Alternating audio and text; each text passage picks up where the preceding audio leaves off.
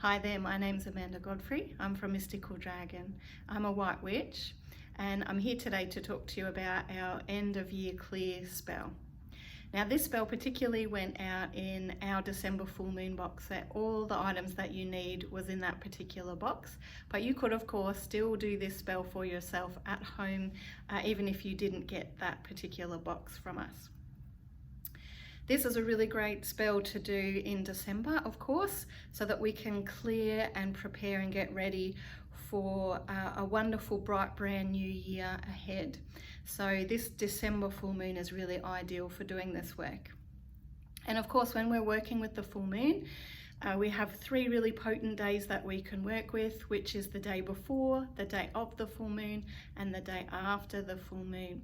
So in relation to December 2021, our full moon here in Melbourne, Australia falls on Sunday, December the 19th. So you could do your spell on Saturday, Sunday, or Monday and still be in that potent full moon energy. So now let's get down to the spell itself. So the first thing to do is, with a white candle, you want to charge this up with that intent to be really strongly connected to Goddess, to the universe, to all of that beautiful divine energy. So charging it up between 2 hands, closing your eyes and really focusing on that intent for yourself. And take a good few minutes to do that before you set it up in your candle holder on your altar.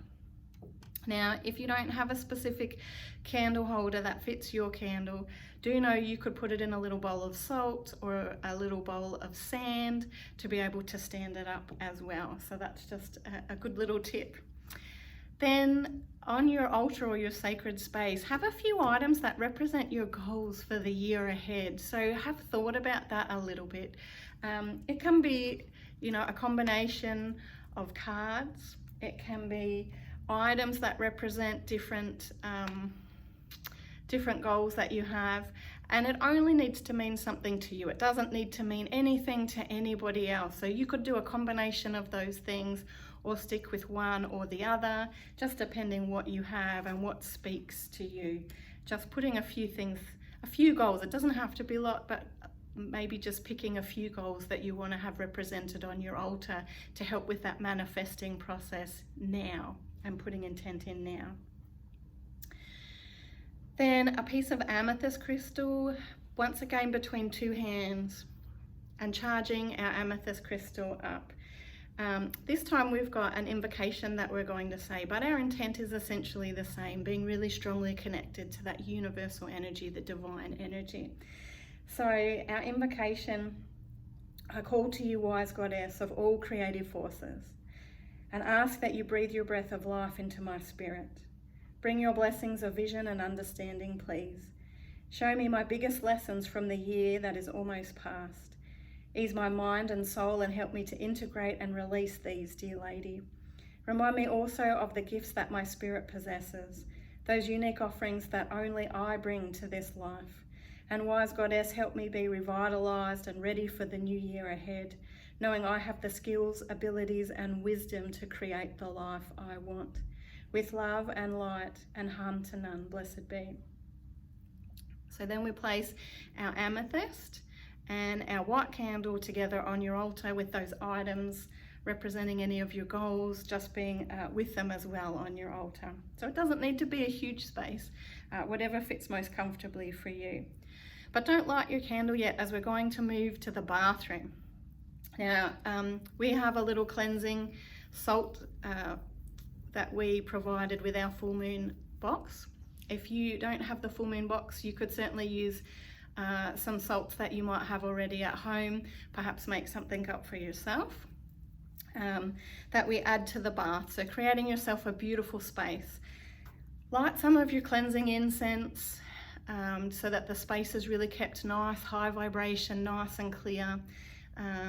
Put your salt into the bath. If you don't have a bath, you can actually tie a little bit more string onto your organza bag so that you've got a larger loop to be able to pop around the top of a shower head, and you can actually hold your salt underneath the shower head while you are having your shower so that you're still getting the cleansing of the salt and the herbs and everything coming through for you as well. So don't feel that means you have to skip that part of the spell. You can certainly adapt it to work in the shower for you. I'm a shower girl, and that's how I like to work with these things myself. So just, tie it up with a little bit of string around the shower head. So then have a nice relaxing bath. Sit in the bath, do a little bit of meditating, stand in the shower, and kind of get into that beautiful, open, quiet zone, asking universe for any guidance around the lessons that are maybe still outstanding, or the lessons that you've gone through in the last 12 months. You might want to systematically in your mind go through month by month, January, what did January look like? Just reflecting over the month, thinking about anything that was maybe a highlight for you, anything that was maybe a struggle for you.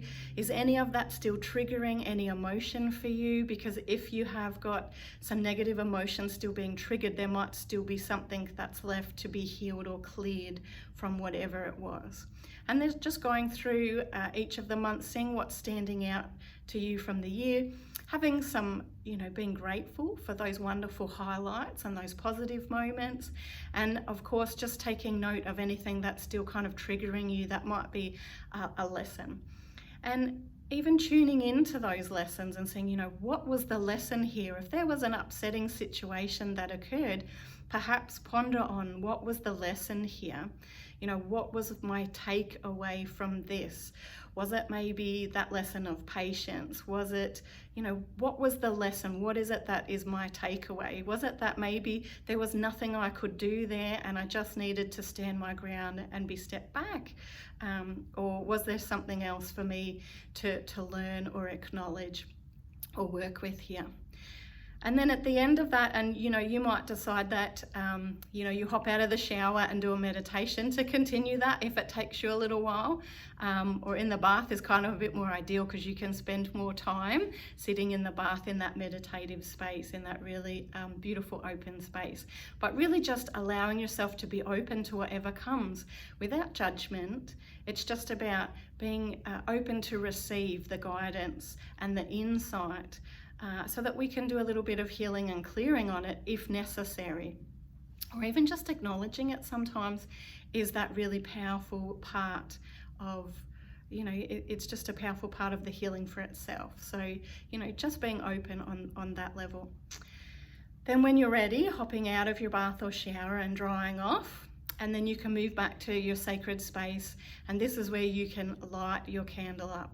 And then while your candle's burning down, this is the ideal time to pull out your journal, maybe write down some of those insights, some of the guidance that might have come through at that time for you.